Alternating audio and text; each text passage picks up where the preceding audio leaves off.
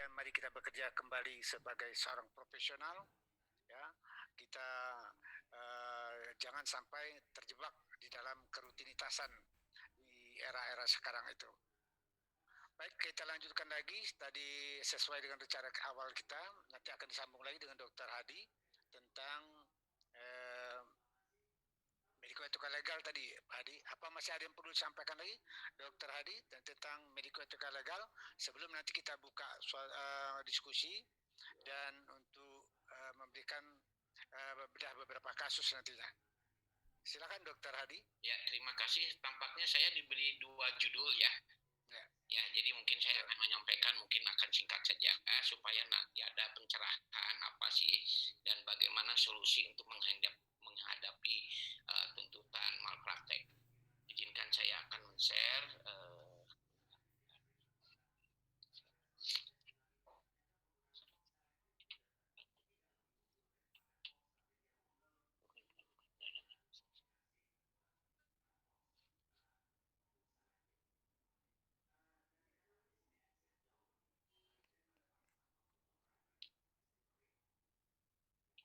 ya, ini hanya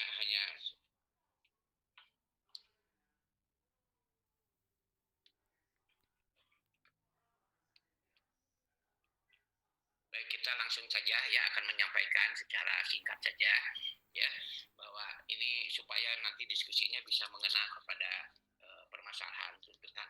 Bagaimana kiat-kiat antisipasi dalam menghadapi gugatan malpraktek. Di Indonesia kita tahu bahwa Indonesia adalah negara hukum.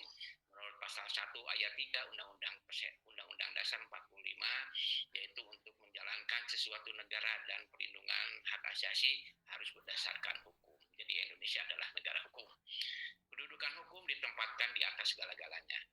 Setiap perbuatan harus sesuai dengan aturan hukum tanpa kecuali. Hukum mempunyai fungsi perlindungan bagi kepentingan masyarakat, termasuk perlindungan pasien dan dokter. Apa undang-undang yang menjadi payung hukum yang dijadikan pedoman dalam upaya pelayanan kesehatan, yaitu Undang-Undang Kesehatan, Undang-Undang Praktek Kedokteran, Undang-Undang Rumah Sakit, Undang-Undang Perlindungan Konsumen, dan Undang-Undang Hak Asasi Manusia. Apa yang disebut malpraktek? Malpraktek adalah kesalahan atau kelalaian dalam menjalankan profesi medis yang tidak sesuai dengan standar profesi dalam menjalankan profesinya.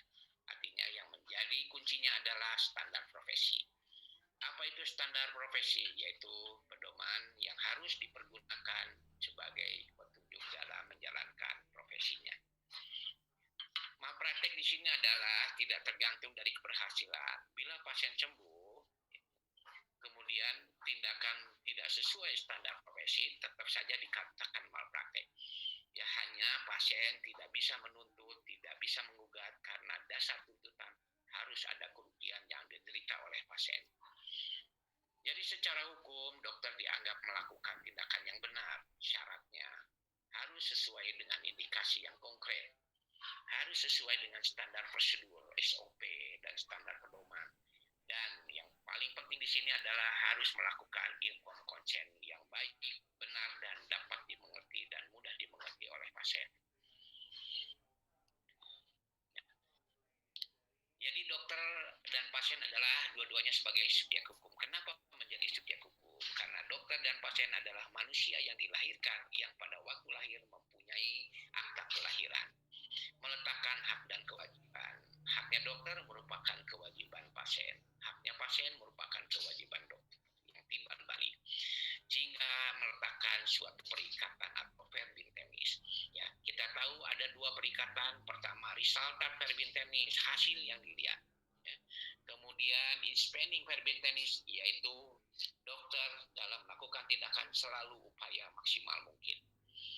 Jadi bentuk prestasinya adalah apa? Tergantung dari jenis perikatan. Jika sebelumnya tidak ditentukan, maka yang berlaku lazimnya biasanya inspending verbintenis, yaitu upaya semaksimal mungkin dalam melakukan suatu pertolongan, bukan resultant verbintenis. Apa itu inspending verbintenis? Yaitu dokter hanya dituntut memberikan prestasi berupa upaya medis yang berdasarkan evidence-based medicine. Ya, mengapa upaya maksimal mungkin dalam melakukan suatu tindakan? hasilnya tidak dapat diperhitungkan secara matematik dan penuh dengan ketidakpastian. Oleh karena itu, bahwa dipengaruhi oleh faktor-faktor di luar kemampuan dokter. Misalnya, faktor kesembuhan ini dipengaruhi oleh berbagai faktor. Sejauh mana virulensi penyakit sudah menyebar di dalam tubuh pasien, kita tidak tahu. Sejauh mana kepatuhan pasien, kita tahu. Ya, sejauh mana kualitas obat itu asli atau tidak, ya. Banyak sekarang obat-obat yang palsu. Sejauh mana respon individu terhadap obat. Nah, kalau kita memberikan obat, terkadang pasien juga bisa terjadi Stephen Johnson, kita nggak tahu. Kemudian tergantung dari stadium penyakit, makin tinggi stadiumnya, makin juga sulit untuk diprediksi. Kemudian yang paling penting di sini adalah risiko di luar kemampuan dokter. Ya, ini terkadang yang kita takutkan. Terkadang pasien nggak ada masalah, ya, ibu dengan kehamilan pertama, berat badan bayinya taksirannya adalah hanya 2,5, bisa saja terjadi bisa saja terjadi atonia uteri karena penyebab atonia uteri 75% tidak diketahui. Jadi bagaimana tanggung jawab hukum atau liability? Menurut hukum perdata pasal 1365 bahwa seseorang dapat diminta tanggung jawab hukum jika dia melakukan kelalaian atau kesalahan. Dan kelalaian dan kesalahan ini menimbulkan kerugian. Jadi artinya orang yang menderita kerugian akibat dari kelalaian atau kesalahan orang itu berhak menggugat ganti rugi. Jadi dasarnya harus ada kerugian. Jadi tidak selamanya layanan medik oleh dokter memberikan hasil sesuai dengan semua pihak. Bila terjadi malapetaka, cacat, lumpuh, meninggal, sebetulnya dokter tidak perlu khawatir. Sepanjang tindakan itu sudah sesuai dengan standar prosedur operasional, standar prosedur pedoman, dan standar profesi, sehingga apa yang terjadi, malapetaka, cacat, lumpuh, dan bahkan meninggal, itu adalah akibat risiko yang melekat pada pasien. Jadi bagaimana bila seseorang dokter digugat ya, atas dugaan malpraktek di rumah sakit? Kita harus tahu status hukum dokter di rumah sakit. Tidak seorang dokter pun boleh melakukan tindakan di rumah sakit tanpa status hukum yang jelas. Mengingat kejelasan tersebut akan menentukan pihak mana yang bertanggung gugat atas kerugian pasien oleh kelalaian atau kesalahan dokter. Masalahnya apa? Perbedaannya kalau kita melihat dari hukum pidana dan hukum perdata, ya. Kalau hukum perdata itu sifatnya dapat dialihkan ke pihak lain. Menurut doktrin vicarious of liability atau tanggung renteng. Kalau menurut hukum pidana itu sifatnya individu. Jadi artinya apa? Kalau misalnya dokter tetap melakukan suatu digugat atau dituntut, maka tanggung gugatnya bisa dialihkan ke pimpinan atau ke rumah sakit. Tapi kalau individu sifatnya, kalau pidana sifatnya individu, jadi harus ditanggung oleh sendiri. Jadi doktrin of vicarious liability adalah rumah sakit juga bertanggung gugat atas kesalahan dokter tetap yang bekerja di institusi. Menurut pasal 1367 KUHP Perdata, seseorang tidak hanya bertanggung jawab atas kerugian yang disebabkan perbuatan sendiri, melainkan juga atas kerugian yang disebabkan perbuatan orang-orang yang menjadi tanggungannya atau di bawah pengawasannya. Artinya dokter di bawah direktur atau di bawah pimpinan rumah sakit. Tapi ajas ini sepanjang jadi kalau doktrin vicarious liability ini berlaku bila tindakan dokter ya harus berada dalam ruang lingkup tugas dan tanggung jawab yang diberikan rumah sakit. Jadi harus sesuai dengan aturan SOP rumah sakit. Kalau memang tidak sesuai, kemudian tidak sesuai dengan standar pedoman, tidak sesuai dengan standar SOP, ya rumah sakit juga nggak bisa memberikan tanggung renteng, ya. Ini syaratnya. Bagaimana hubungan pasien dengan rumah sakit? Rumah sakit memiliki dokter tetap. Inilah kedudukannya adalah bahwa dokter sebagai subordinat atau rumah sakit bertugas melaksanakan kewajiban rumah sakit. Artinya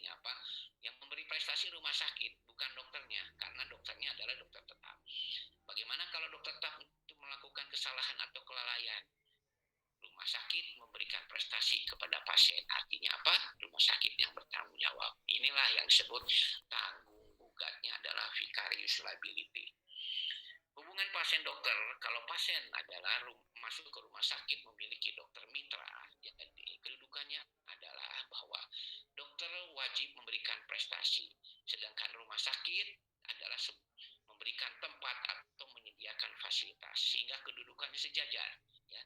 Jadi kalau seandainya dokter tamu atau dokter mitra melakukan kesalahan atau kelalaian, maka tanggung gugatnya tidak dapat dialihkan kepada rumah sakit, ya, karena rumah sakit hanya memberikan fasilitas. Ya. Catatan, bagaimana kalau misalnya dokter mitra atau dokter tamu melakukan kesalahan, tanggung gugatnya dapat loss sharing, asalkan dibuat suatu perjanjian antara dokter dan rumah sakit. Mengingat rumah sakit juga ikut menikmati jasa medis dokter setiap bulannya. Misalnya kalau dokter hari 1 bulan mendapatkan 100 juta, dipotong oleh rumah sakit 30 juta per bulan. Itu padahal itu jasa medisnya hak untuk dokter. Nah, dokter rumah sakit harus memberikan seperti itu. Oleh karena itu, yang menjadi catatan adalah harus benar-benar memperhatikan, ya, bila ada dokter SPOG yang akan bekerja di rumah sakit dan harus tahu dan harus mempelajari apa isi dari SPK itu, surat kerjasama, ya. Jangan biasanya dokter hanya tinggal tanda tangan nggak mau tahu, itu ternyata kalau ada masalah lebih memberatkan dokter daripada rumah sakit, ya. Itulah politiknya, sehingga ini menjadi PR dari PB POGI maupun POGI cabang, ya, untuk membuat semacam MOU atau legal draft. Bagaimana bila ada tuntutan atau gugatan di rumah sakit? Nah, ini jalurnya, ya. Biasanya keluhan ya, dari surat keluhan dari pengacara, dari polisi, LSM, ya, langsung keluhan itu langsung masuk ke humas, ya. Ya, masuk ke humas, ya. Kemudian dari humas langsung ke direktur, ya. Nah, dari direktur di sini adalah disposisi. Kalau rumah sakit itu punya komite etik dan hukum, ya, dipelajari itu, ya, surat keluhan dari pengacara, ya, politisi itu biasa lengkap. Nah, kemudian setelah dibaca, dianalisis, diidentifikasi, jadi komite medik, komite etik dan hukum tahu, ya, oh inilah dokter yang terlibat, ini bidan yang terlibat, ini perawat yang terlibat, ini dokter yang terlibat. Ya, kalau misalnya yang terlibat adalah misalnya ini dokter penyakit dalam, ya ambil, panggil DPJP-nya, dipanggil dokternya, dipanggil perawatnya, bagian dokter umumnya, ya. Tetapi kalau seandainya yang kasus ini melibatkan dari berbagai departemen, katakanlah pasien ini rawat gabung, ya, ada anestesi, ada bedah, ada lain-lain lah, ada melibatkan 4, ya, departemen, maka komite etik tidak mungkin lah, ya, membahas dengan sendiri.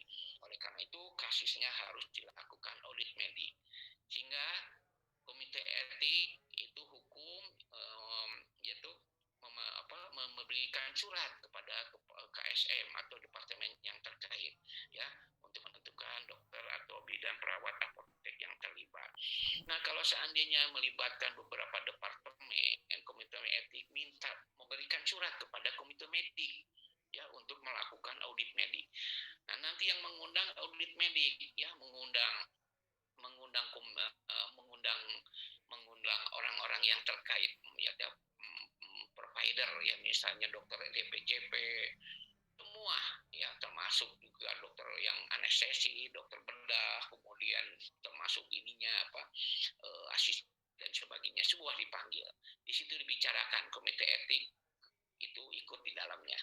Nah, nanti di situ ada kesepakatan, ya, ternyata banyak sekali lubang-lubangnya, ya, lubang-lubangnya yang memang betul-betul sangat riskan, ya, untuk dituntut gugatan miliaran rupiah. Disitulah mulai audit medik, ya, memberikan kesepakatan, ya, memberikan informasi bagaimana memberikan informasi kepada pasien, siapa saja yang harus memberikan informasi. Ya, upayakan dokter yang terlibat jangan ketemu langsung dengan pasien ini, bisa membawa emosi sehingga akan permasalahan akan lebih panjang. Setelah dilakukan audit medik, kemudian juga dipanggil pasien, kita sepakat yang menyampaikan adalah biasanya humas. Kalau humasnya pintar, ya, oleh karena itu saya menyarankan humas rumah sakit itu sebaiknya dokter, ya, dokter yang mengetahui tentang hukum kesehatan, tentang medis, sehingga dalam pelaksanaan bila ada keluhan dari LSM, keluhan itu bisa diantisipasi di tingkat humas, ya. Nah, ini yang jadi masalah. Humas biasanya bukan dari dokter. Tiga, humas hanya sebagai tempat menerima surat, kemudian langsung didisposisi ke direktur. Nah, jadi utamanya adalah yang paling penting adalah membuat kronologis kasus yang lengkap. Kronologis ini nanti dibahas dalam audit medik. Wah, itu sudah pasti banyak lubang-lubangnya. Nah, ini lubang-lubangnya kalau pasien dan keluarga tahu, hancur rumah sakit. Inilah yang harus diantisipasi. Nah, ini yang jadi alur-alurnya bagaimana kalau ada tuntutan di rumah sakit, ya.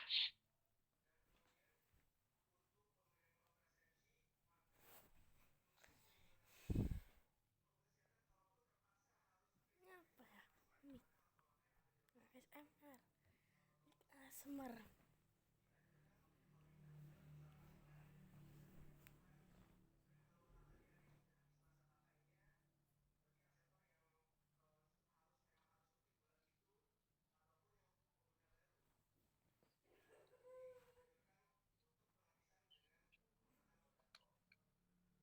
Baik, itu saja mungkin yang perlu saya sampaikan. Terima kasih. Baik, terima kasih Dokter Adi. Mohon maaf tadi yang terakhir barangkali 1 menit terakhir suaranya hilang tadi. Ya, nggak apa-apa. Untung ini terakhir. Ya, baik. Terima kasih. Baik, terima kasih Dokter Hadi atas presentasi yang sangat baik dan sangat informatif bagi kita semua. Jadi sekarang tibalah kita untuk membahas beberapa kasus. Barangkali sebelum kita buka ke memberikan kesempatan kepada peserta untuk bertanya melalui Q&A. Di sini sudah ada beberapa pertanyaan, tetapi kami ingin melontarkan ada beberapa 2 kasus barangkali ingin kami sampaikan. Ini mungkin bisa di share screen dulu kasusnya. Nanti kita minta tanggapan dari Dr. Hadi dan Dr. Ari tentang kasus ini nanti. Jadi kasus yang pertama itu adalah seorang ibu dengan grafida 3, para 2, abortus 0, hamil 9 bulan, datang ke rumah sakit dengan keluhan mules-mules yang semakin sering dan bertambah kuat. Hasil pada pemeriksaan obstetrik oleh SPOG, pembukaan 7 cm dan bagian yang terendah itu letak belakang kepala. Penurunan station HOTS 2. Ibu menginginkan cara persalinan dengan seksio cesarea oleh karena tidak kuat lagi menahan kesakitan. Namun dokter SPOG meyakini bahwa persalinan pervaginam masih bisa dilakukan. Jadi persoalannya barangkali satu, kita lihat bagaimana menurut pendapat baik Dr. Hadi maupun Dr. Ari tentang kasus ini. Apakah hal ini termasuk bisa dibenarkan tindakan SPOG untuk tetap melanjutkan persalinan pervaginam? Yang kedua, bagaimana kasus seksio cesarea atas permintaan menurut rekomendasi PBPOGI? Yang ketiga, dan apa yang menjadi dasar baik berdasarkan AKOK maupun berdasarkan rekomendasi daripada PBPOGI tindakan tersebut? Yang keempat, bagaimana masalah seksio cesarea atas permintaan sendiri dalam aspek etik dan hukum? Itu kasus yang pertama. Jadi kita bahas dulu mungkin satu kasus ini. Silakan barangkali kita minta tanggapan dari para narasumber tentang kasus ini. Kesempatan pertama barangkali kita berikan pada Dokter Ari aja dulu. Silakan Dokter Ari. Baik, terima kasih Dr. Fik. Ini hal yang sangat sering kali terjadi ya, di mana Seksio atas permintaan dan dokternya nggak tega. Yang pertama saya ingatkan bahwa ini ada suatu niat baik dari dokternya. Tapi niat baik, tadi sampaikan dokter Hadi itu, niat baik dan benar. Niat yang baik belum tentu benar nih masalahnya, gitu ya. Jadi ini yang diperlukan, baik dan benar. Yang pertama yang pastinya bahwa pastinya semua putusan itu ada yang namanya putusan professional judgment dari seseorang dokter. Nah, ini kita butuhkan professional judgment dari clinical judgment dan ethical judgment. Memang benar pembukaan 7, tapi palanya rendah segala macam. Jadi bagaimana dokter itu sebetulnya waktu datang, makanya perlunya suatu komunikasi soal pasien sakit segala macam. Apalagi kita tahu di kondisi saat ini dengan adanya BPJS segala macam, permintaan sendiri itu tidak ditanggung. Jadi harus adanya tetap menurut saya niat baik tetap, tapi harus lihat bahwa profesional jasa kita apakah benar nih pasien memang harus dioperasi atau tadi ternyata kita hanya ingin keinginan pasien. Nah, untuk keinginan pasien memang direkomendasi OGI di di panduan etik dan profesional kita itu diperbolehkan tergantung di bab 5 pasal 10 bahwa pasien yang nggak tahan sakit itu adalah hak-hak pasien yang harus kita hormati, ya. Namun dalam hal tersebut kita sebagai dokter tetap harus membuat suatu penjelasan yang memuaskan pada pasien. Yang pertama, pasien itu harus membuat permohonan permintaan bahwa dia mau seksio. Yang kedua, bahwa dokter juga harus menjelaskan bahwa pada saat ini persalinan pervagina masih memungkinkan, ya. Jadi bukannya dokter yang memprovokasi, tapi dokter juga menjelaskan ini masih mungkin loh Bu, dengan kondisi segala macam. Dan yang ketiga memang harus dijelaskan juga bahwa reseksio itu tidak lebih aman dari partus pervagina. Itu semua harus dijelaskan. Memang kita juga tahu bahwa kita hal ini menghormati hak-hak otonomi dari pasien, terus takut disalahkan kalau nanti lahir kita turutin ternyata bayinya ketubannya malah habis atau malah terjadi asfisia, kita disalahkan segala macam bisa. Jadi kalau menurut saya pertama yang Anda harus tegas bahwa ini sebenarnya bisa lahir apa enggak. Kalau putusan Anda enggak, ya sudah monggo. Nah, dan yang terakhir kita disampaikan bahwa seksio atas pindah sendiri itu tidak akan dijamin baik oleh BPJS maupun asuransi lain.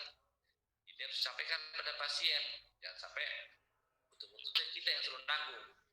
Jadi kalau menurut saya memang di rekomendasi di POGI di buku panduan etiknya kita perbolehkan kalau itu seksio permintaan, tapi tetap ada persyaratannya. Disampaikan ya, dia harus buat permohonan, dokter harus jelaskan bahwa saat ini persalinan pervagina masih memungkinkan. Yang ketiga kita harus jelasin bahwa seksio ini tidak lebih baik daripada pervagina. Itu harus jelaskan. Namun tadi professional judgment itu tetap harus dihargai sebagai keputusan seorang dokter. Dokter harus tegas-tegasan aja. Karena ini yang membedakan saya dengan dokter Hadi. Misalkan ada pasien ketuban pecah, sama ketuban pecah, sama saya seksio, sama dokter Hadi enggak. Ternyata waktu saya ketemunya udah ketubannya pecah, tapi ketubannya udah hijau, BJJ-nya udah naik, apa segala macam. Mungkin saya operasi. Di dokter Hadi mungkin ketuban pecah, tapi pembukaan 25 cm, masih jernih, dia jantung bagus, mungkin akan dicoba pervagina.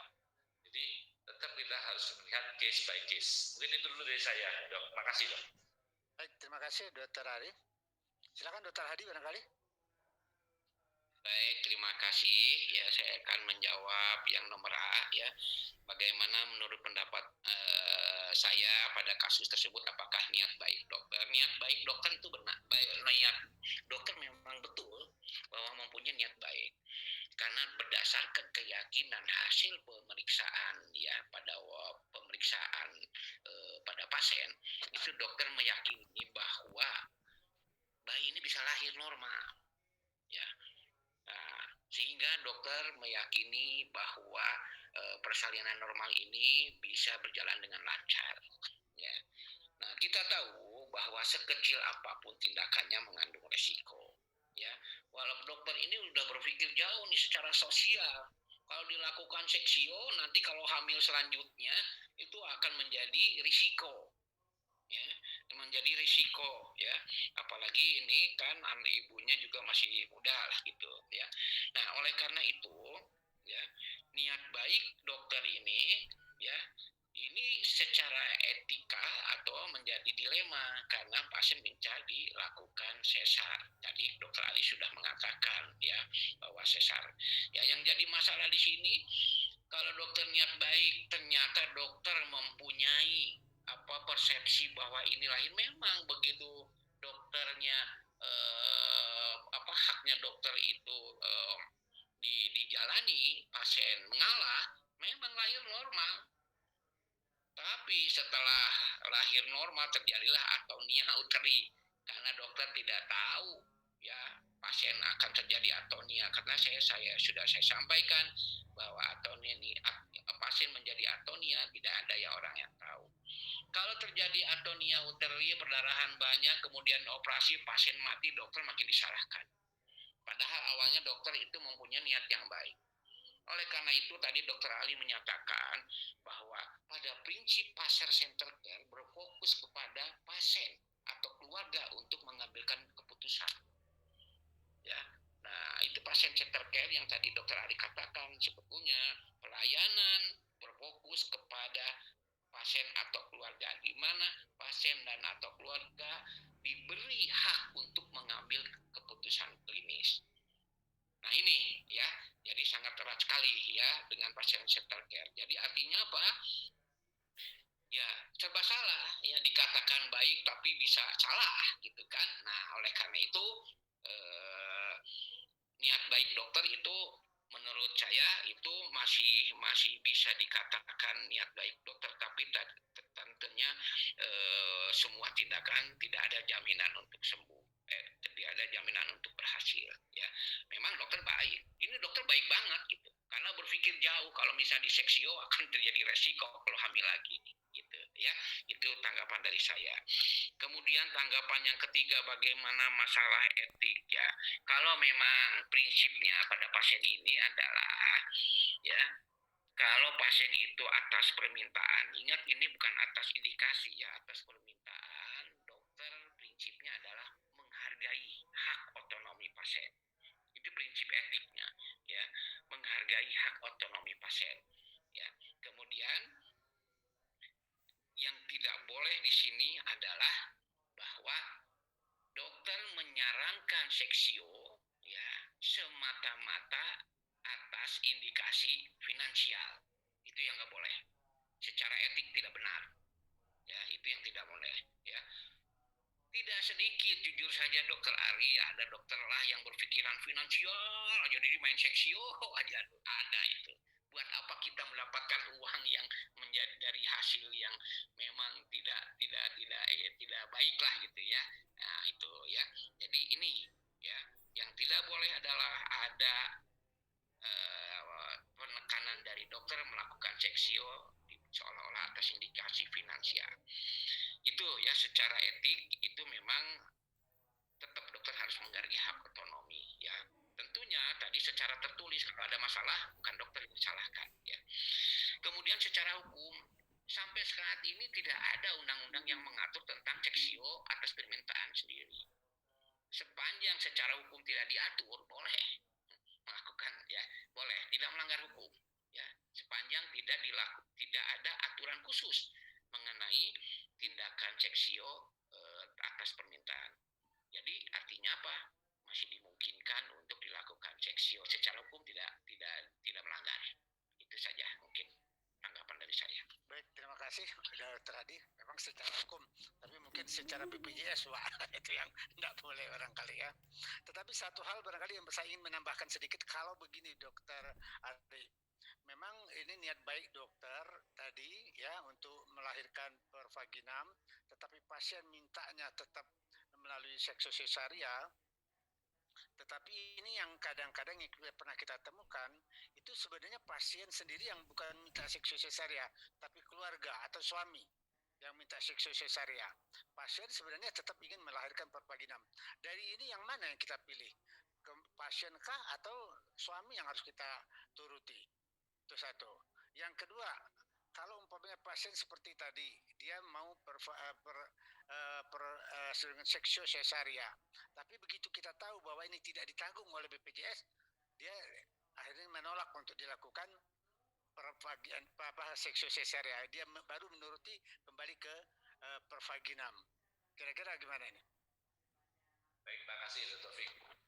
Kalau menurut saya tadi yang poin pertama itu tadi memang perlu yang tadi saya jelaskan tentang pasien center care ini, salah satunya adalah masalah komunikasi.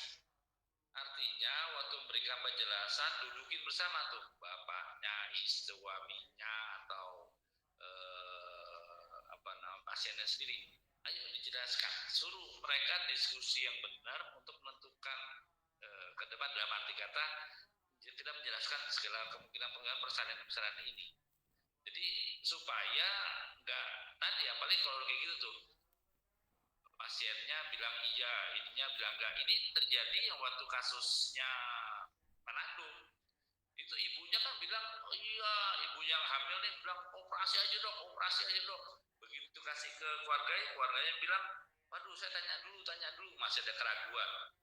Dan akhirnya benar kan, begitu kejadian ternyata lahir terus terjadi masalah sampai ada kematian, udah kan saya udah bilang saya tadinya nggak mau, itulah kasarnya.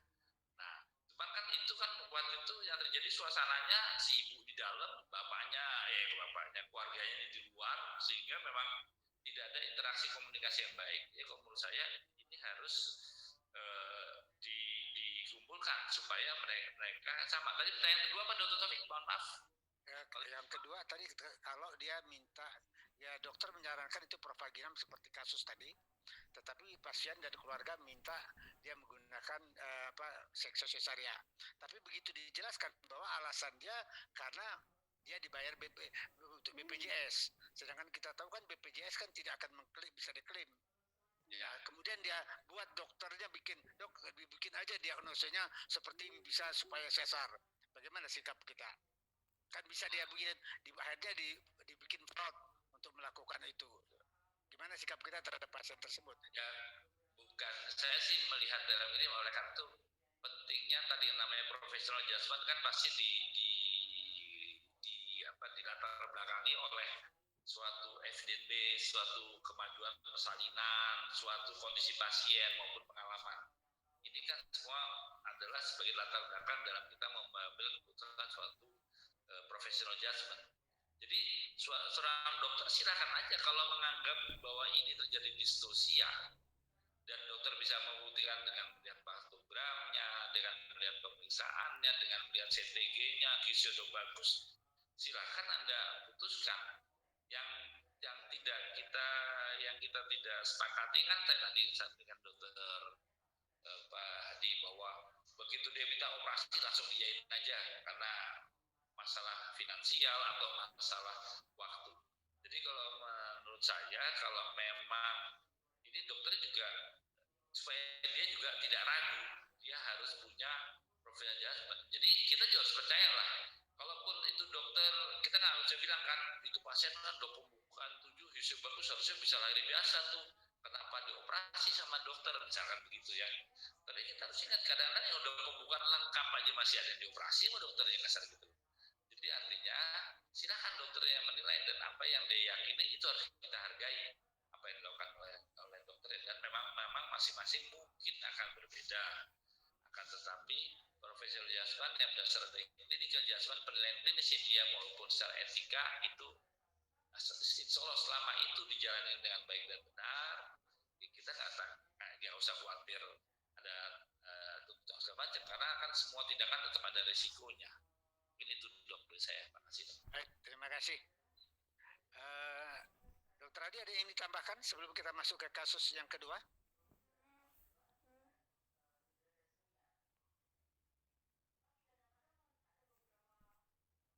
Baik, kita langsung ke kasus yang kedua. Kalau Dokter Hadi barangkali tidak ada yang ditambahkan. Ini ada kasus yang kedua, seorang wanita usia 45 tahun, mempunyai anak 2, Anak kedua lahir dengan seksio cesaria. Mengeluh dengan ada benjolan di perut bawah. SPOG mendiagnosa ini mioma uteri dan direncanakan untuk histerektomi dengan tindakan laparoskopi. Tetapi suami wanita tersebut yang juga seorang dokter SPOG menginginkan operasi tidak menggunakan laparoskopi karena ada bekas seksio cesaria. Tetapi operasi tetap dilakukan dengan laparoskopi.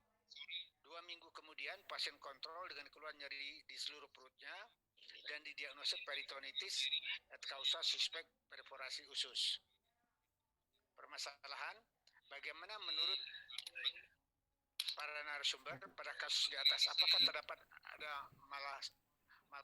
masalah etik dan apakah dokter operator dapat dikategorikan malpraktek? Dan apakah pelayanan tersebut sudah melakukan patient center care dan bagaimana dimensi etiknya? Itu kira-kira kami berikan kesempatan mungkin Dr. Ari kembali yang pertama. Baik, terima kasih Dr. Taufik. Ya. Jelas hal ini kalau menurut saya ada hal-hal secara etika yang dilanggar. Baik masalah pemilihan tindakannya sendiri, apakah kita harus lihat apakah janjian di situ karena laparoskopi lebih mahal daripada kalau mau laparotomi kan secara yang mungkin dia bilang laparotomi. Yang kedua juga harus dilihat juga apakah dokter ini melakukan kompetensi bagaimana secara ini juga bisa melanggar masalah disiplin. Namun kita harus ingat bahwa pada pasien ini ternyata kan suami pasien adalah SPOG. Lagi ini masalah komunikasi sebetulnya yang di masalah. Tapi kita sebetulnya harus juga melihat dalam hal kesejawatan. Apalagi itu ada SPOG, di mana kesejawatan itu kan jelas adalah merupakan suatu ciri khas dari profesi yang namanya kesejawatan itu, yang menjunjung tinggi masalah etika dan profesi yang untuk meningkatkan kemampuan dalam bidang kesehatan kasarnya. Jadi dia memang harus menghormati, menghargai hal itu. Karena kita juga apalagi di sumpah dokter kita nyatakan bahwa demi Allah saya bersumpah bahwa saya akan melakukan sejawat sebagai teman sekandung lah segala macam. Jadi artinya kita dan jelas di kode itu sampaikan bahwa setiap dokter mau melakukan sejawat kan sejawatnya sebagaimana dia diperlakukan. Artinya dalam hal ini kita tetap harus menghargai ini suami pasien, kecuali suami pasien sendiri sudah menyetujui. Kalau pasien suami pasien nggak sedia, apalagi dia juga dokter objin ya, ini harus kita hargai. Artinya secara etika jelas ini dilakukan karena pertama masalah etika, masalah kejawatan yang dilanggar. Yang kedua saya nggak tahu masalah disiplinnya kemungkinan juga ada karena sampai kita nggak tahu kan apa resikonya sampai sebesar ini dan sampai terjadi hal ini, dan juga kompetensi pasiennya. Apakah dokter itu malpraktek? Memang kita tidak bisa terburu-buru untuk menyatakan ini dokter malpraktek atau tidak. Selama dia melakukan semua secara kompetensi dan benar, prosedurnya benar, dan semua tercatat, harusnya dokter enggak. Tapi di sini mungkin lebih ke arah etika. Tapi kalau jelas-jelas ternyata dokter itu memilih laparoskopi hanya masalah finansial atau masalah jago-jagoan atau karena nyoba alat atau karena apalagi kita tahu kasusnya sulit lah segala macam, dia melakukannya juga dengan tidak ada pendampingan bahwa dia hanya bisa dia seperti jago lah kasar gitu, ya jelas itu sudah enggak. Dan juga dalam BCG jelas ini tidak terjadi namanya tadi pasien center care, di mana kita mau memuaskan pasien, orang keluarganya nggak didengar, kasarnya gitulah. Jelas ini tidak dilakukan namanya pasien center care tadi dilakukan. Ini mungkin hanya untuk kebutuhan dokternya nih, kepuasan dokternya bukan kepuasan pasiennya, mungkin itu lah sampaikan. Demikian yang sampaikan Dr. Taufik, terima kasih. Baik, terima kasih Dr. Ari. Jadi kalau masalah etik jelas ada, kemudian kalau ini masalah patient center care ya jelas ini ya. Jadi kalau praktek tentu dilihat yang apakah memang sudah ada kelalaian atau tidak dalam melakukan tindakannya. Barangkali ada tanggapan dari Dr. Hadi tentang case ini. Silakan Dr. Hadi. Baik, kasus ini ya baik, terima kasih. Sepertinya kasus ini memang nyata ya, ada ya kejadian. Jadi sebetulnya jadi kita tidak melihat bahwa jangan melihat bahwa suaminya itu SPOG. Jangan ya. Siapapun suaminya, mau guru ya, mau mau mau pegawai yang lain, tetap mempunyai hak yang sama ya, apalagi bahwa kebetulan suami ini adalah SPOG. Ya, tentunya SPOG ini kan memahami risiko yang akan terjadi kalau dilakukan laparoskopi pada bekas seksio 2 kali. Bisa dibayangkan terjadi perengketan ya. Nah, jadi artinya apa? Bahwa kembali lagi kepada masalah etik ya, bahwa dokter ini tidak menanggapi hak otonomi pasien atau keluarga ya. Jadi artinya apa, juga tidak bisa dilihat dari dimensi etik pasien center care juga tidak benar ya, karena saya katakan bahwa pasien center care itu keputusan terfokus kepada keluarga berdasarkan informasi yang diberikan ya. Itu ya secara etika memang sudah melanggar ini dokter ya, apalagi dokter ini yang difikirkan adalah seolah-olah finansial, tadi kata dokter Ali.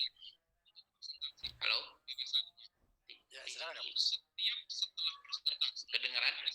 Ya, bisa didengar. Apalagi seolah-olah bahwa ini hanya karena finansial. Ya, honor laparoskopi jauh lebih besar daripada laparotomi. Ya, nah itu udah terlihat lah oleh. Tapi karena ini memang dokter kandungannya juga orang baik ya, nggak mau menentang dokternya karena sesama teman sejawat bahkan lebih senior, akhirnya apa?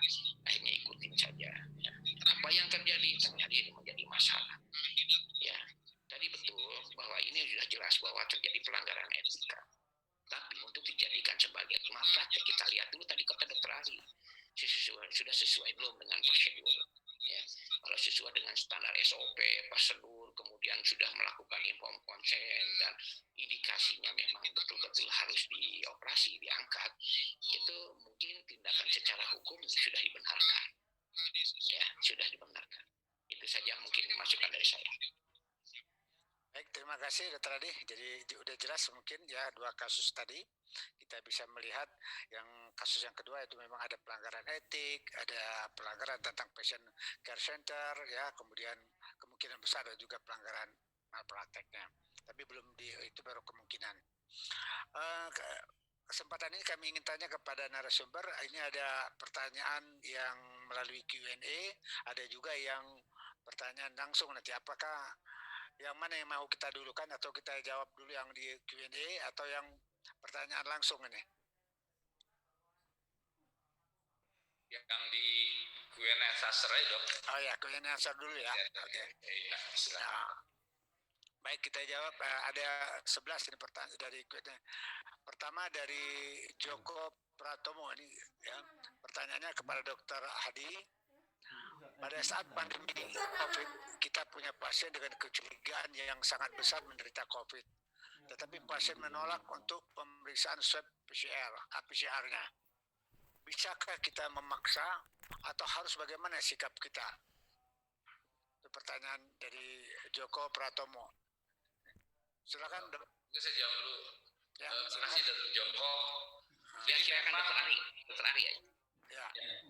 Mungkin kalau menurut saya memang di era COVID ini menjadi kendala kita semua, dan ini yang sebetulnya kita pun dari POGI dari awal sudah meminta kepada Kemkes untuk bisa melakukan screening dari ibu hamil ini sejak awal, sehingga tidak mendarat waktu datang ke rumah sakit kita baru bingung. Tadinya saya sih berharap pemeriksaan COVID ini karena ini wabah, jadi kayak pemeriksaan selama ini kita periksa HIV atau hepatitis, jadi sudah dilakukan screening selama pemeriksaan di fase 1. Jadi waktu fase 2 dia sudah terscreening. Nah, namun hal ini memang kita tidak punya hak untuk memaksa pasien untuk dia lakukan pemeriksaan apa enggak. Namun ini sebetulnya harus sudah menjadi aturan atau regulasi dari rumah sakit. Nah, ini yang kita berharap Karena kalau kita sekarang dibenturkan dengan pasien yang datang ke kita dengan kondisi tidak bisa, ini susah sekali. Walaupun sekarang memang umumnya mereka melakukan kan kalau ada tindakan-tindakan yang berencana. Tapi kalau pasien tidak, itu memang tidak bisa kita tidak bisa kita paksakan. Namun kalau menurut saya sebaiknya Dokter Joko rumah sakitnya membuat regulasi sehingga pasien yang hadir ke rumah sakit itu sudah mengikuti aturan-aturannya. Dan yang kedua, memang tim testing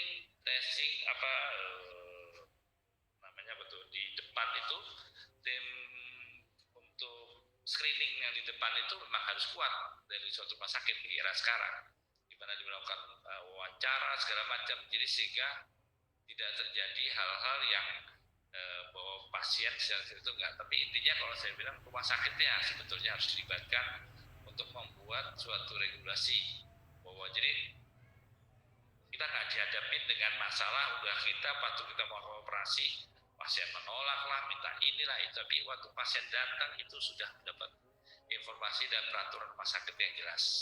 Karena memang sekarang rumah sakit tidak bisa separuh-separuh ya, bisa apa enggak. Dia kalaupun melakukan menerima pasien COVID maupun bukan, dia harus punya fasilitas, persyaratan, regulasi yang jelas.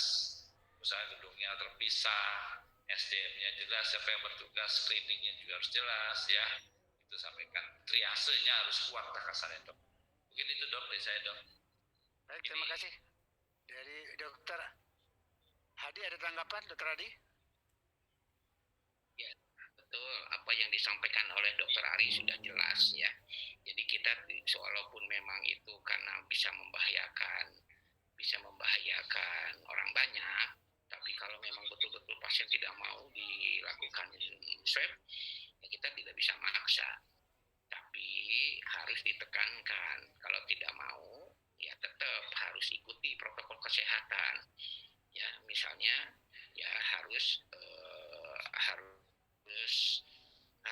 berdiamlah di rumah gitu ya, selama sesuai dengan, karena walaupun OTG belum ada gejala dan sebagainya, kalau dia pernah kontak, ya tetap ya harus diberitahu ya bahwa yang bersangkutan tidak menutup kemungkinan ya bisa terjadi positif.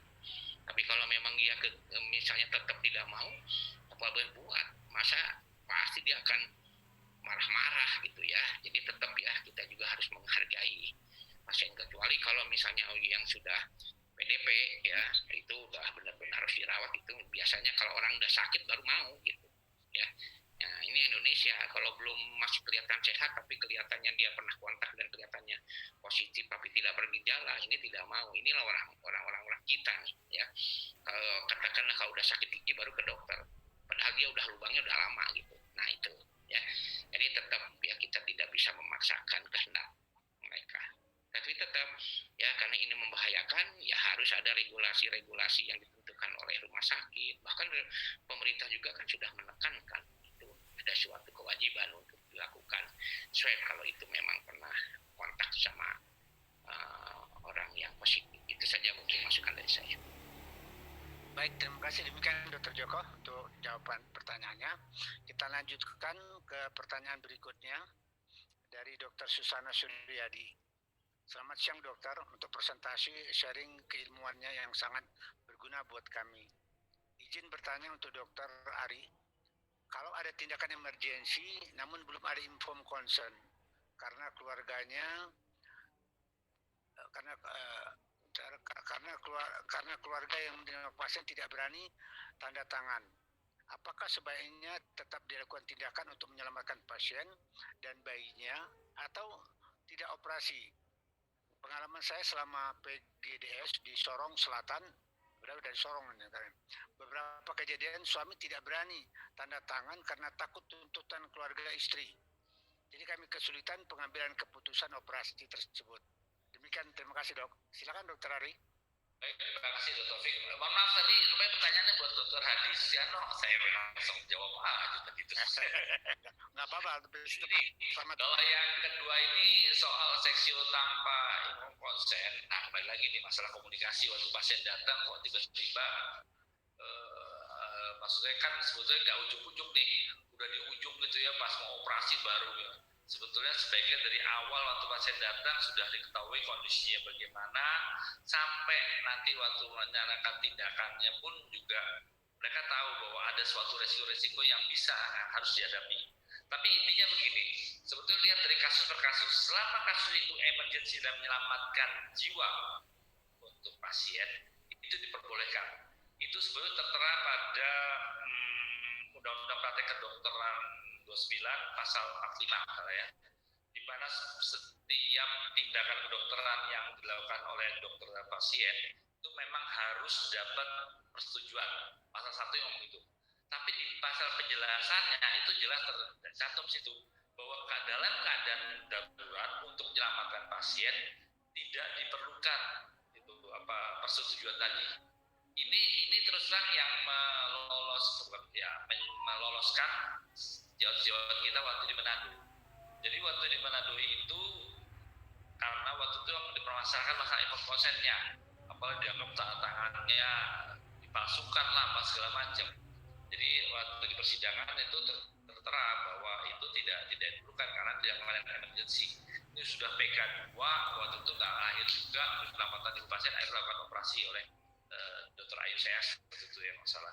Jadi intinya memang benar di Undang-Undang Praktek Kedokteran menyatakan pasal 5 setiap tindakan kedokteran yang dilakukan oleh dokter terhadap pasien itu harus terdapat persetujuan, tapi dalam keadaan emergency menyelamatkan pasien tidak diperlukan. Nah, tapi yang lebih penting lagi tadi Dokter Susan, dari awal waktu pasien datang itu harus sudah ada komunikasi, sudah harus ada penjelasan pada pasien pengantar tentang kondisi pasien. Jadi ya walaupun mungkin aja ya mendadak emergency, tapi kan jarang sekali biasanya ya. Tapi insya Allah dari awal sudah kita kasih komunikasi dan penjelasan jelas. Mungkin itu dari saya. Terima kasih. Baik, terima kasih. Ya barangkali gini Dokter Adi, yang ditanyakan Dokter Susan ini ada keluarga, tapi keluarga tidak mau tanda tangan karena takut dituntut oleh keluarga istri. Itu apakah masih bisa kita lakukan? Atau bagaimana kalau si pasien sendiri yang tanda tangan kalau pasiennya masih bisa sadar kira-kira? Gimana dok? Jadi sebetulnya mengacu kepada hak reproduksi perempuan. Gimana Dokter Adi? Silakan. Jadi hak yang dimiliki oleh perempuan, ya di mana wanita atau perempuan mempunyai hak untuk menentukan, ya menentukan jenis tindakan, menentukan tempat persalinan, ya menentukan siapa yang akan menolong pasien itu mempunyai hak pasien, artinya pasien dalam hal ini adalah perempuan mempunyai hak reproduksi perempuan. Karena apa? Kan ini ibu hamil. Jadi artinya apa? Kalau seandainya pasien itu dia sadar, ya itu sebetulnya haknya dimiliki oleh pasiennya. Ya, keluarga nggak bisa ikut campur. Siapa sih yang punya organ? Perempuan. Siapa sih yang menanggung resiko? Perempuan. Siapa sih yang menanggung resiko kematian? Perempuan. Ya, jadi sebetulnya kalau pasien itu sudah menyatakan setuju, tidak ada pihak satupun yang bisa melarang. Jadi apa namanya, hak asasi manusia adalah tidak hak seperangkat hak yang dimiliki oleh individu, ya sebagai anugerah Tuhan Yang Maha Esa, sehingga siapapun tidak bisa melanggar hak, baik itu pemerintah, negara, baik bahkan suami. Ya, jadi memang harus dihormati hak ibu. Itu sebetulnya. Jadi artinya apa? Sepanjang ibu sudah tanda tangan, lakukan. Ya, lakukan, tapi harus membicara baik-baiklah sama keluarganya gitu ya. Informasi, inform konsen, keberhasilan inform konsen itu tergantung dari seninya komunikasi seseorang. Ya, ada komunikasi seseorang disetujui, yang lain nggak setuju, dokter yang lain tidak setuju karena tidak memberikan kenyamanan terhadap pasien. Ya, jadi komunikasi ini yang paling penting ya. Karena apa? Komunikasi adalah sebuah seni. Setiap orang berbeda-beda. Itu saja mungkin masukan dari saya. Baik, terima kasih Dokter Adi tambahan informasinya. Jadi Dokter Susan barangkali sudah jelas ya. Kemudian kita lanjutkan ke pertanyaan ketiga dari Dr. Fonda Oktarena Syarif. Assalamualaikum, izin bertanya dokter. Pertama, bagaimana pertimbangan etik dan hukum untuk jika ada pasien yang belum menikah? Bentar, mana tadi? Yang belum menikah. Ya, sebentar ya. Jadi, yang belum menikah datang dengan abortus incomplete atau mola dan tidak diantar orang tua. Adakah perbedaan jika pasien usia muda atau dewasa? Bagaimana saksi atau penanggung jawab informed consent? Itu pertanyaan pertama. Pertanyaan kedua, bagaimana sikap kita jika ada pasien misalnya dengan kanker meminta kita tidak memberitahu keluarga mengenai diagnosisnya? Mungkin ini seperti yang ditanyakan dokter, yang dijawab oleh dokter Hadi tadi. Silakan dokter, yang pertanyaan yang pertama, bagaimana pertimbangan etik dan hukum untuk jika ada pasien yang belum menikah datang dengan abortus incomplete ataupun mola dengan tidak diantar orang tua. Adakah perbedaan jika pasien usia muda atau dewasa? Bagaimana saksi atau penanggung jawab informasi tersebut? Silakan dokter Ari barangkali. Ini gadis barangkali mengakunya gadis itu, tapi ada abortus gitu, atau ada mola. Bagaimana sikap kita? Kalau menurut saya, seperti tadi apa yang dokter Hadi, bahwa pertama jelas pasien itu punya hak dalam melakukan suatu tindakannya. Kedua, dalam hal ini kita sebagai dokter tetap harus melihat masalah emergensinya. Suatu tindakan yang apakah memang harus dilakukan suatu tindakan untuk menyelamatkan pasien, itu mungkin yang harus kita sampaikan. Dan hal lain mungkin disinilah perlunya suatu rumah sakit juga mempunyai manajer tentang resiko medis, hal-hal yang hadir, yang abu-abu lah kasarnya ya, orang tua segala macam. Jadi peranan dari rumah sakit juga adanya manajer medis ini penting, ini manajer resiko medis ini. Kalau yang soal yang kedua ini memang ini sangat tidak mudah ya. Sebenarnya ini saya kasih contoh lain aja mungkin. Jadi pernah ada pasien yang menuntut dokternya hanya karena dokter itu memberikan diagnosa di kwitansi. Jadi kebetulan kita kan suka di kwitansi struktur utama dan dok diagnosanya maksud hati pasien sih mau reverse, tapi ternyata pasien untuk reverse ke kantornya ternyata malah dia mau dikeluarin dari kantornya. Kebetulan penyakitnya berhubungan dengan penyakit seksual sehingga pasiennya langsung mau dipecat. Jadi ini juga harus hati-hati ini kita dalam memberikan informasi pada keluarga yang mengingat adanya rahasia dari pasien itu sendiri, itu harus mendapat izin dari pasien. Namun menurut saya kalau selama sebetulnya komunikasi baik untuk pasien kan pasti masuk mungkin diantar sama kakaknya, adiknya segala macam, dan ini semua sebetulnya demi kebaikan dari pasien, harusnya sini tidak akan terjadi gitu loh. Kalau selama komunikasi yang baik dan penjelasan yang benar dari dokternya, gitu. Apalagi kasusnya cukup serius ya, ada kasus kanker. Gitu. Mungkin itu dari saya dok. Silakan dok tadi. Terima kasih. Silakan dokter Adi tanggapannya. Terima kasih. Ya, bila pasien belum menikah, ya secara hukum berarti pasien belum bisa melakukan perbuatan hukum. Apa itu perbuatan hukum? Yaitu informed consent. Ya, informed consent adalah merupakan suatu perbuatan hukum. Artinya apa? Ada syarat-syaratnya. Apakah pasien sudah dewasa atau belum? Apakah pasien punya Nah, jadi pasien ini dianggap belum dewasa karena dia belum menikah. Artinya masih di bawah pengampu dari orang tua. Sehingga yang memberikan izin, yang memberikan informed consent harusnya walinya. Siapa itu wali? Yaitu orang tua. Nah, pasien ini umurnya berapa? Nah, ini kan kalau di bawah 21 tahun itu masih dianggap belum dewasa secara hukum perdata. Artinya, kalau mau dilakukan kuref, informed consent harus dilakukan oleh wali atau orang tuanya. Tidak boleh oleh yang bersangkutan karena berdasarkan persyaratan perjanjian tidak sah karena pasien belum dianggap dewasa. kalau pasien sudah dianggap dewasa, sekalipun usianya 15 tahun, tapi sudah menikah, itu sudah dianggap dewasa, artinya bahwa pasien itu boleh melakukan tanda tangan informed consent. Jadi artinya bahwa pasien ini tetap ya tidak bisa melakukan perbuatan hukum. Sekarang kalau misalnya dokternya niatnya baik, udahlah boleh aja karena ini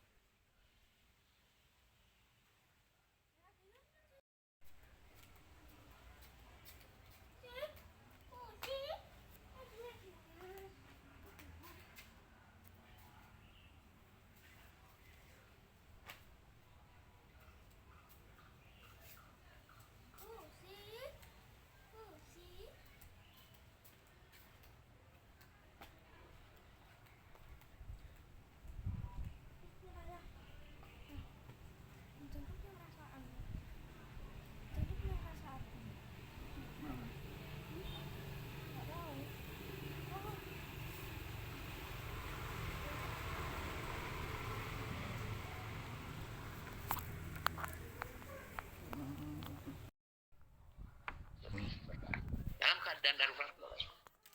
Ya, kalau mola perdarahan banyak dalam keadaan darurat boleh lakukan kuret tanpa informed consent boleh. Niatnya apa? Yaitu niatnya menolong pasien, menyelamatkan nyawa. Tapi boleh atau tidak boleh, ya lapor dulu lah ke komite etik, komite medik, lapor dulu ke direktur pelayanan. Ada pasien dengan usia muda mola di luar nikah. Nah, itu harus ada persetujuan dari rumah sakit. Nanti kalau ada apa-apa rumah sakit udah tahu dan ini udah dibicarakan. Nah itu aja mungkin masukan dari saya. Terima kasih Dokter Adi. Jadi tetapi Dokter Adi ingin saya tambahkan barangkali kalau dia sudah umur di atas 21 tahun, walaupun dia belum menikah, berarti sudah boleh kan kalau dia di atas 21 tahun? Sudah dianggap dewasa secara hukum perdata. Ya, perdata. Jadi walaupun dia belum menikah, dia tetap boleh dia melakukan tanda tangan sendiri ya. Karena sudah di luar tanggungan sebetulnya. Ya, karena hukum perdata boleh. Baik, terima kasih Dr. Adi. Sekarang pertanyaan selanjutnya dari Dr. Bob Irsan. Selamat siang dokter, izin bertanya. Pertanyaan pertama, bagaimana etika mengiklankan atau mempromosikan dokter di media sosial? Mengingat di zaman saat ini sosial media sudah menjadi kebutuhan primer. Apakah saja batas-batasannya dok? Itu satu. Yang kedua, terkait dengan peraturan Menteri Kesehatan terbaru nomor 20 tahun 2020 bahwa yang melakukan tindakan USG barangkali maksudnya ini ya. Tindakan USG itu radiologi termasuk USG kebidanan harus dilakukan oleh sejawat radiologi. Padahal selama ini yang melakukan USG kebidanan adalah Dr. Subsar Sobjin. Bagaimana pendapat etik mengenai hal tersebut? Terima kasih dokter. Silakan dokter Ali barangkali. Ya. Mungkin saya jawab yang kedua ya. Cocok di dokter Hadi. Karena yang kedua ini menyangkut POGI juga nih. Tentang ada peraturan tentang radiologi klinik itu. Jadi untuk diketahui bahwa peraturan Permenkes ini saat ini sudah di judicial review oleh kami beberapa profesi melalui ID bersama MPPK dan MPKI. Kami melakukan judicial review dan saat ini memang masih dalam taraf proses di MA karena kita waktu itu sudah mengajukan ke Pak Menteri untuk dihilangkan dan dicabut, tapi beliau tidak mengindahkan, jadi kita teruskan ini ke MA. Intinya sebetulnya yang kami tidak sepakati waktu itu, kita tahu bahwa semua dokter spesialis itu mempunyai kompetensi dalam hal bidang USG. Seperti kita juga kebidanan juga punya kompetensi, juga pengadilan dalam, apalagi jantung, segala macam punya kompetensi masing-masing. Di situ yang tidak pas terkesan bahwa semuanya harus dilakukan oleh sejawat radiologi, apalagi perlu dilakukan kalau salah persetujuan atau apa tuh kompetensi dari radiologi sendiri. Nah ini yang terus sangat pas. Karena kita tahu bahwa kompetensi itu yang mengeluarkan adalah kolegium dan kolegium itu sudah melekat pada profesi masing-masing. sehingga ini yang terus terang kami bilang tidak pas, kok tiba-tiba udah selama ini berjalan. Dan kita juga melihat dalam hal pelayanan ya, kalau ini semua dikotak-kotakin lagi seperti ini, ya ini karena akan kasihan masyarakatnya. Jadi ya mudah-mudahan nanti dapat berita baik dan kita tetap bisa melakukan USG. Tapi insya Allah buat teman-teman dilakukan aja USG bidana, karena Anda melakukan sesuai dengan punya kompetensi, apalagi teman-teman yang sudah melakukan pelatihan. Tapi insya Allah seorang dokter SPOG setelah lulus dari OJIN itu tertera di salah satu klasifikasi di kolegium bahwa kita sudah bisa melakukan USG dasar. Demikian yang saya sampaikan. Silakan untuk nomor 1 atau ada tambahan lain, Dokter Haji. Silakan Dokter Hadi. Ya, jadi gini ya, dokter kandungan kan sudah punya sertifikat kompetensi tentang USG kan, nah ya yang dikeluarkan oleh institusi pendidikan, ya bahkan radiologi itu stasiunnya ke kebidanan. Sekarang kalau misalnya ada pasien datang ke kandungan dan ingin di USG, lakukan aja, kan itu pasien yang mau, ya kan pasien yang menginginkan di USG oleh dokter kandungan kan pasiennya, lakukan aja sepanjang bahwa dokter kandungan itu memiliki sertifikat kompetensi tentang USG. Ya, jadi sertifikat kompetensi USG itu dikeluarkan oleh institusi pendidikan, gitu ya. Nah, kalau misalnya radiologi ada gitu ibu hamil yang datang ke radiologi ingin di USG? Belum, jarang sekali. Jadi dilihat dari kompetensinya aja udah jauh, bahwa dokter kandungan lah yang memiliki kompetensi yang memang betul-betul sudah teruji dari beberapa tahapan. Ya, radiologi aja stasiunnya di bagian kebidanan hanya berapa bulan? Hanya sebulan mungkin. Bisa apa itu? Nah, kan sedangkan dokter kandungan selama PPDS terus dia melakukan USG dan nanti ada ujiannya USG itu ya oleh bagian biofeto maternal. Jadi nggak usah takut, ya. Nggak usah takut karena USG kandungan masih dimiliki kebidanan kalau menurut saya. Biarkan saja undang-undang. Kenapa? Tandingkan saja kompetensinya mana yang lebih jago. Nah itu ya, itu aja mungkin ya.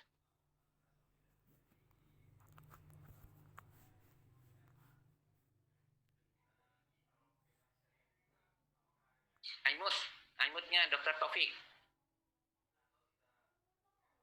dibuka. Ya, mohon maaf. Jadi yang pertanyaan yang pertama Dok, yang tentang iklan di media sosial untuk dokter-dokter yang mengiklankan diri di media sosial, apalagi di era sekarang memang sosial media kayaknya banyak dijadikan tempat untuk mengiklankan diri. Gimana tanggapannya Dokter Adi? Gimana Dok? Diulang lagi Dok. Bagaimana etik tentang mengiklankan diri atau mempromosikan dokter di media sosial? Mengingat di zaman sekarang ini sosial media sudah menjadi kebutuhan primer. Apakah saja batasannya tentang mengiklankan diri kita di media sosial? Mengiklankan itu biasanya banyak berhubungan dengan masalah etika ya, yang terjadi saat ini ya. Tapi selama dia memang itu masalah etika dan kalau sudah kebablasan ya seharusnya profesi memanggil. Di Jakarta kami sudah ada beberapa kali memanggil teman-teman yang melakukan promosi-promosi diri yang apalagi sudah menyantumkan masalah harga, masalah kemampuannya yang berasa lebih, itu harusnya profesi jelas harus memanggil. Walaupun memang ada sebetulnya iklan-iklan yang berhubungan dengan layanan masyarakat. Nah ini harus kita bedakan. Ya, ini juga bedakan. Mungkin dari saya itu, mungkin silakan Dokter Hadi. Ya, silakan Dokter Hadi kalau tambahan tentang iklan atau mempromosikan diri di media sosial.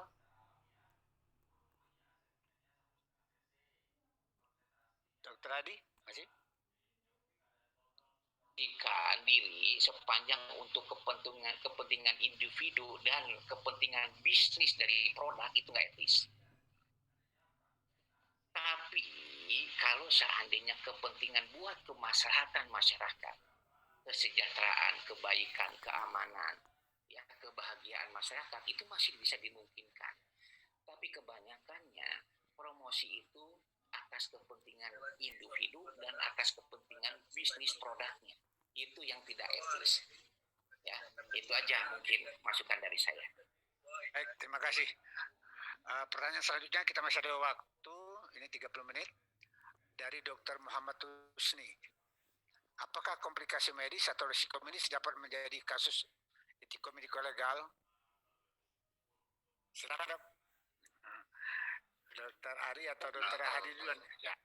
Pertanyaannya, apakah komplikasi medis atau risiko medis dapat menjadi kasus etiko-mediko legal? Secara teori memang nggak bisa, tapi secara praktek bisa.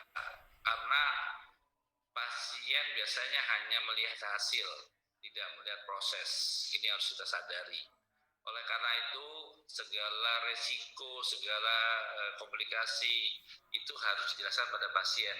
Oleh karena itu juga tadi yang saya bilang bahwa informasi itu harus kita jelaskan, bukan hanya masalah diagnosanya, tapi dasar diagnosanya, ya, sampai tindakannya apa, resikonya apa, komplikasinya apa, sampai alternatif yang masih mungkin bisa dilakukan juga harus dijelaskan pada pasien, sehingga pasien mengerti. Tapi apapun itu sebetulnya secara teori emang sebetulnya kalau saya jelasin kan nggak usah, tapi kembali lagi begitu ada hasil yang tidak memuaskan para peserta akan bicara lain.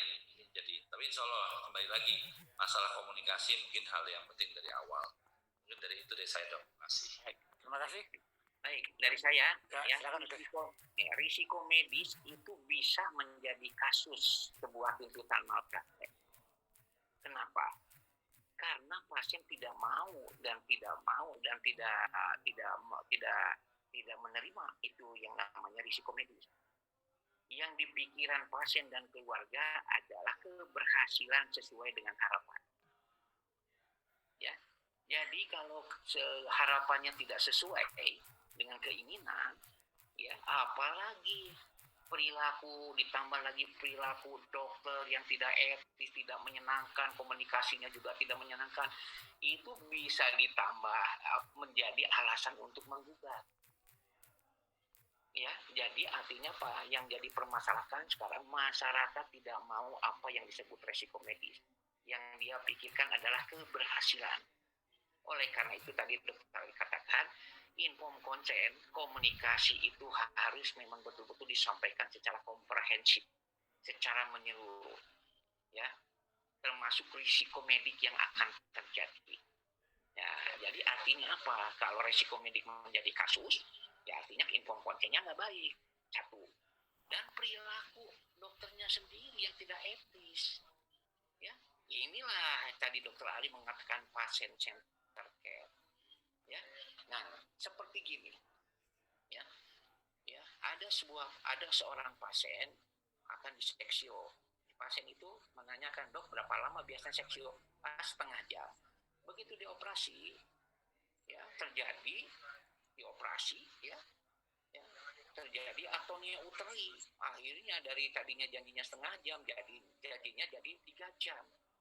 Setelah post op masuk ICU 1 jam, 2 jam, 3 jam, 4 jam, urin 0.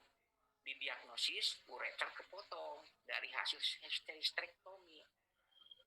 Artinya apa? Ingkar janji yang tadinya menjanjikan setengah jam jadi 9 jam. Nah, setelah diangkat, setelah perjalanan akhirnya diangkat lagi. Kenapa terjadi perdarahan? Karena ternyata ureternya kenapa terjadi urinnya 0? Karena ureternya terpotong. Dioperasi lagi sama urolog. Jadi 9 jam. Jadi itu ingkar janji. Tapi dokternya, perilakunya, empatinya sangat baik.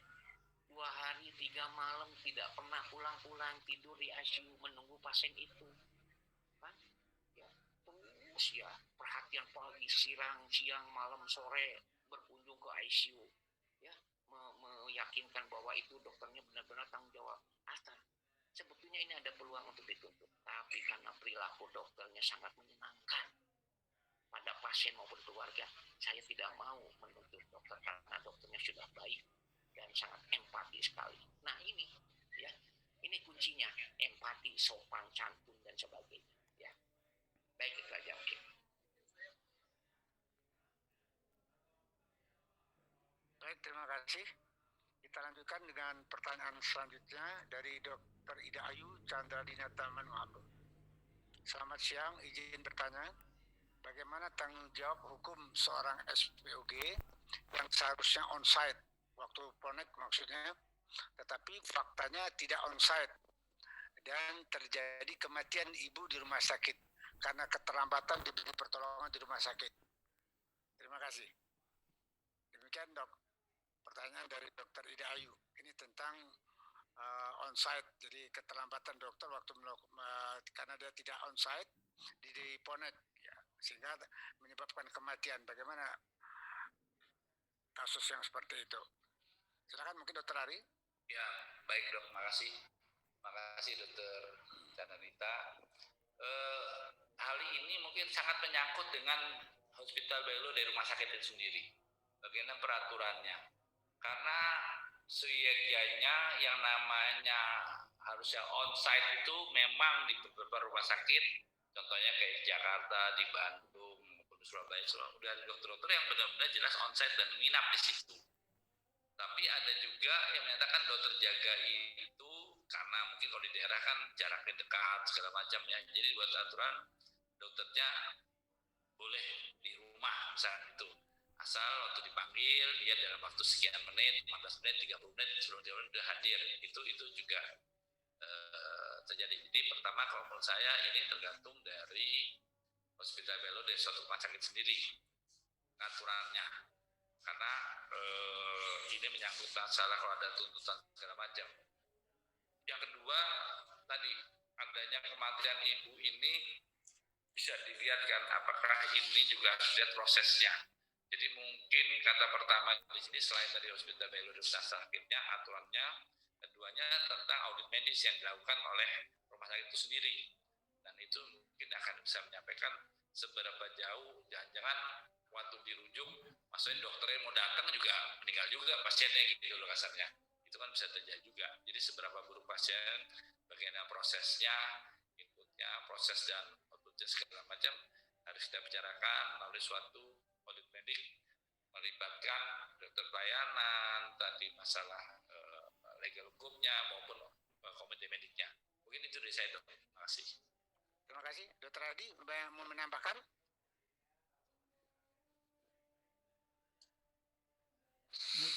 Kalau rumah sakit sudah dilabel sebagai rumah sakit Ponek, apalagi tulisannya di emergency, itu udah ingkar janji.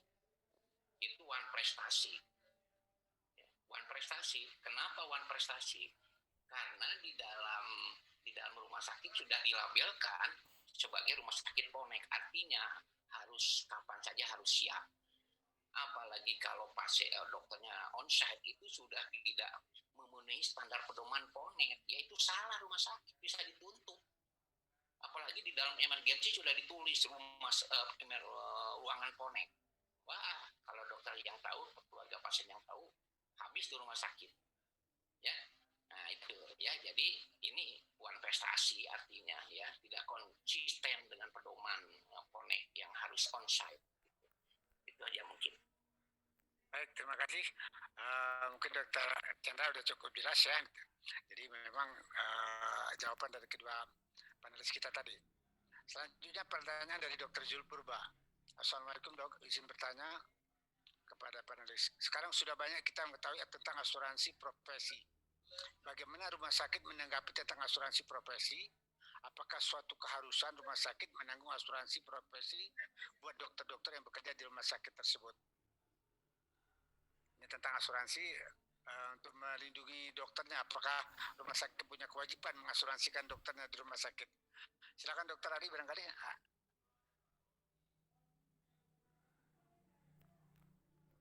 Masih mute Dokter Ari. Terima kasih pertanyaannya, Dr. Jul. Memang ini saat ini memang kita melihat tren di rumah sakit saat ini memang mengharuskan waktu melakukan kredensial dokter tersebut punya asuransi profesi.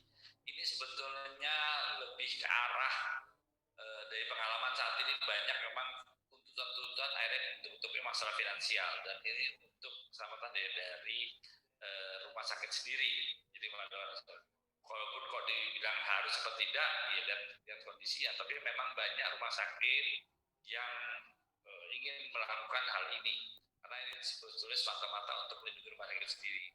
Walaupun kami kalau di Jakarta sebagai contoh kita punya PAPA, program advokasi dan pengayoman.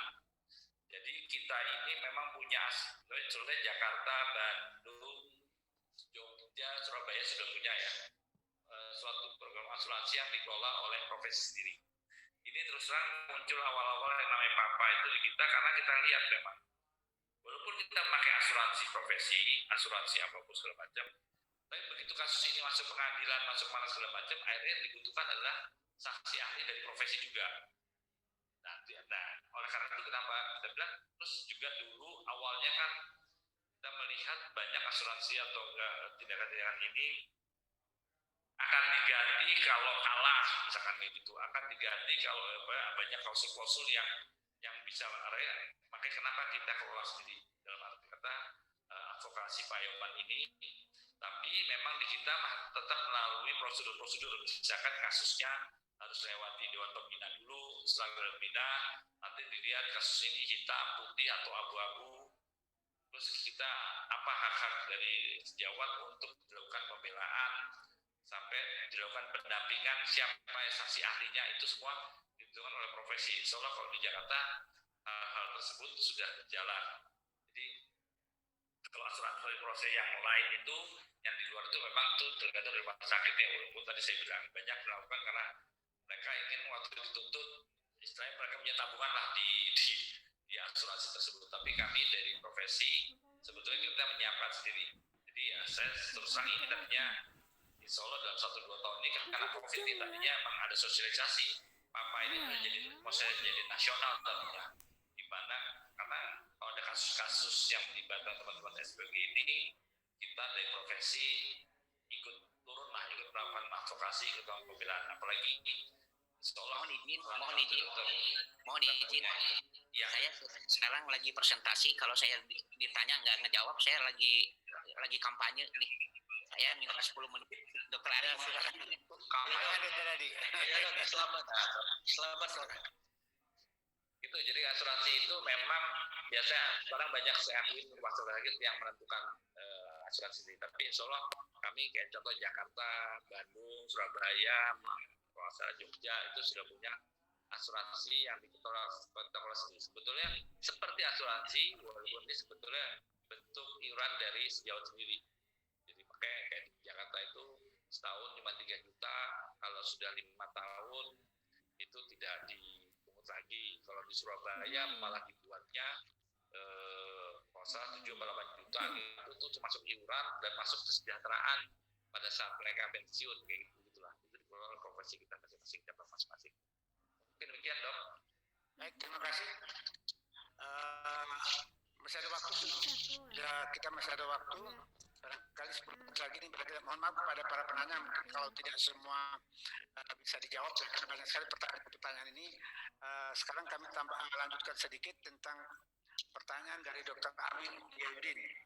Bagaimana seandainya pada kasus ini dokternya bertahan persalinan pervaginam, tapi pada saat kala 2 terjadi kala 2 lama dan bayinya lahir dengan abgar jelek dan harus dirawat, kemudian pasien menuntut sendiaya. Bagaimana menurut dokter? Sekaligus barangkali pertanyaan dari Dr. Joko, Dr. Ayu, hampir sama sebenarnya penjelasannya sudah dijelaskan dari depan ya. Kepada bagaimana pendapatnya jika ada dokter yang melakukan seksi sesaria karena tidak mau repot.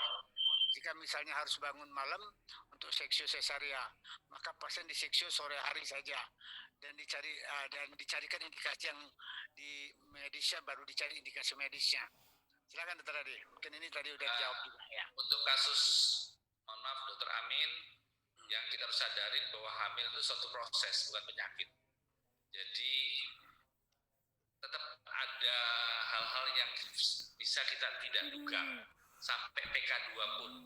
Nah, selama ada tadi professional adjustment atau medical adjustment yang ditentukan oleh dokter bahwa ini memungkinkan, ya kita nggak usah perlu khawatir gitu loh. Dan itulah prosesnya. Dan soal itu bayi jelek apa segala macam, harus rawat, itu suatu resiko yang komplikasi yang bisa terjadi. Namun kita juga kembali lagi hal-hal seperti ini memang buntut-buntutnya kalau memang buntutan kan nanti dilakukan satu audit. Nah, audit lah yang bisa menjawab bahwa ternyata ini pasien pembukaan 5 kepalanya nggak turun-turun tuh udah 5 jam misalnya begitu, atau udah ketubannya nyata sudah hijau atau ketuban pecah dari pembukaan 3. Hal-hal bisa terjadi. Jadi kita harus lihat case by case. Tapi kalau menurut saya tadi hamil itu suatu proses. Jadi apapun memang bisa terjadi. Walaupun kita tahu saat ini malah yang terjadi kan gitu, ketuban pecah sedikit, begitu dikirim langsung operasi. Jadi tetap kita harus menghargai dalam proses yang dilakukan oleh Dokter Joko ini. Gitu. Walaupun ini pertanyaan selalu untuk dokter ini ya, dokter Adi mau tambahin apa tetap lagi kampanye? Dokter Adi bisa jawab yang kedua nih. Mungkin lagi kampanye dia. Oh, Baik, kita lanjutkan. ya lanjutkan dok. Yang kedua ini bagaimana pendapat jika ada dokter yang melakukan seksio karena tidak mau repot? Ya betul. Melanggar masalah sumpah dokter, etik dan segala macam, dok, disiplin ya. Gak misalkan harus bangun malam untuk seksio, pasien di seksio sore aja, cari-cari indikasi medisnya. Jelas ini suatu pelanggaran lah. Saya rasa saya tidak usah menjelaskan. Berarti sudah benar. Itu sudah melanggar etik itu. Itu ada kepentingan individu hanya karena tidak mau direpotkan waktunya. Apalagi dia tidak mau dibangunkan. Ya udah nggak usah jadi dokter kandungan lah kalau seperti itu. Ya, sudah melanggar etik itu. Jelas. Baik. Jadi kita lanjutkan, masih mungkin 2 pertanyaan lagi nih, Dok. Tadi Dr. Muhammad Freddy Chandra Sitepu. Izin bertanya, Dok, apakah dokter mempunyai hak menolak pasien dikarenakan pasien maupun keluarganya bersikap kurang baik kepada dokternya, seperti sombong, marah-marah, tanpa kejelasan, dan mengancam-ancam dokter? Yang kedua, bagaimana aspek etik di mana direktur rumah sakit tidak memberikan jasa medis ke dokter yang sangat tidak layak? Terima kasih, Dok. Silakan Dokter Adi, barangkali kalau pasiennya marah-marah ditolak boleh nggak gitu? Ya, sebetulnya kalau marah-marah itu sebaiknya jangan ditolak. Boleh menolak, dokter boleh menolak kalau memang tidak mampu atau tidak merasa tidak kompeten untuk melakukan tindakan itu. Ya. Ada yang lebih kompeten, itu boleh menolak. Tapi kalau hanya karena marah-marah dan sebagainya, sebaiknya jangan menolak, tapi didampingi oleh temennya. Itu kalau mau operasi. Jadi kalau ada apa-apa, ada saksi nanti. Ya, kalau waktu tindakan terjadi masalahnya, ada saksi dokternya yang ini. Jadi pakai pendampingan saja teman sejawat. Kalau menolak juga nggak etis. Ya hanya karena takut marah-marah. Itu aja mungkin. Baik. Dokter Ari ada yang ditambahkan? Cukup. Ya, baik, terima kasih. Nah, pertanyaan yang terakhir ini barangkali dari Dr. Elizabeth Yusuf. Izin bertanya, Dok, pasien dibiayai oleh atasannya atau kantor barangkali semua tindakan medis obstetrik, apakah atasannya berhak mengetahui segala sesuatu tentang pasien ini? Apakah pasien berhak untuk dirahasiakan kondisi medisnya? Hampir sama dengan yang tadi. Silakan Dr. Adi, bagaimana ini? Dokter Adi, enggak? Ya intinya silakan. Ya intinya kalau itu hak pasien tetap harus kita hormati dan kerahasiaan pasien. Jadi kalau atasan punya hak, jelas sih tidak punya hak. Tapi kan kembali lagi nih, kita harus lihat jangan-jangan pasien ini adalah benar-benar yang hidup sendiri, gak ada keluarga segala macam, ya kita betul bisa berharap atasannya sebagai keluarganya.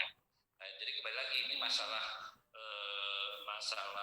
komunikasi ya, tentang siapa dan siapa dari awal harus jelas. Tapi kalau hanya karena dia bayarin terus dia mau tahu segala hal, itu jelas tidak bisa harusnya, Dok. Mungkin itu Dok, Dok. Ya. Baik, saya kira mohon maaf kepada para penanya yang lain karena waktu kita sudah habis, jadi kita tidak bisa menampilkan semua pertanyaan yang sudah tertulis lagi ya. Terima kasih kepada Dr. Ari dan Dr. Hadi yang telah memberikan banyak sekali ilmu tentang mediko-etika legal, tentang dilema etik maupun tentang patient center care. Yang mudah-mudahan ini semua menjadi bekal kita semua untuk mengerjakan profesi kita lebih baik lagi. Dan kita yakin apa yang telah disampaikan oleh para narasumber tadi akan menjadi warning bagi kita semua supaya kita tidak sampai terlibat ataupun terkontaminasi dengan seperti tadi terlalu materialistis, barangkali kita terlalu berpikiran tentang materi dalam menolong pasien tersebut. Kita tetap berpegang pada panduan profesi kita tetap berpegang pada kode etik kita. Untuk itu sekali lagi saya mengucapkan terima kasih kepada Dr. Ari dan Dr. Adi atas sebagai narasumber pada kesempatan ini, dan kami juga ucapkan terima kasih kepada Reksa Medika barangkali yang telah memfasilitasi dari acara webinar ini.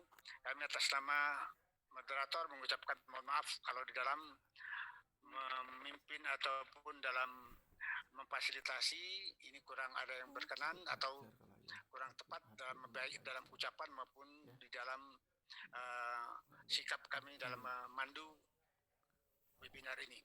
Dan sekali lagi kami ucapkan appreciate kepada Pogi Lampung, khususnya pada Ketua Pogi Lampung yang telah membuat acara ini sehingga mudah-mudahan ini bisa berkelanjutan walaupun nanti seandainya bukan era pandemi lagi. Saya kira kegiatan-kegiatan ini sangat bermanfaat bagi semua anggota Pogi. Dan untuk itu saya mengucapkan terima kasih. Wassalamualaikum warahmatullahi wabarakatuh. Mohon maaf dan kami kembalikan ke Giovanni. Silakan Pak Giovanni. Ya, terima kasih banyak Pak Taufik Rahman.